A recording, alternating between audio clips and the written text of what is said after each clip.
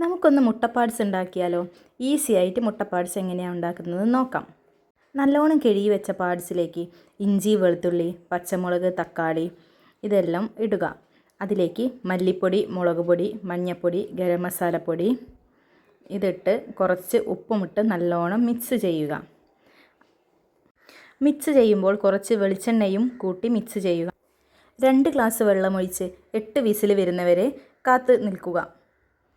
ഇപ്പോൾ 8 വിസിലായിട്ടുണ്ട്. നമുക്ക് കുക്കർ തുറന്ന് നോക്കാം.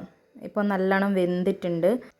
ഇനി നമുക്ക് ചീനച്ചട്ടി വെച്ച് അതിലേക്ക് വെളിച്ചെണ്ണയും കടുക് പൊട്ടി വരുന്ന സമയം ഇതിലേക്ക് വെന്ത പാർട്സ് തട്ടുക. എന്നിട്ട് നല്ലോണം വറ്റിച്ചെടുക്കുക. ഇപ്പോൾ നമ്മുടെ മുട്ടപ്പാട്സ് റെഡിയായിരിക്കുന്നു. പച്ച ചോറിൻ്റെ ഒപ്പം നമുക്ക് കൂട്ടി കഴിക്കാം. ഇതിൻ്റെ അകത്ത് ലാസ്റ്റ് മല്ലിച്ചപ്പ് നല്ലോണം മുറിച്ചിട്ടിടണം. ഇതാണ് ഇതിലെ ടേസ്റ്റ്. ഇനി നമുക്ക് മോന് ഭക്ഷണം കൊടുക്കാം. എന്താ അഭിപ്രായം പറയുന്നത് നോക്കാം.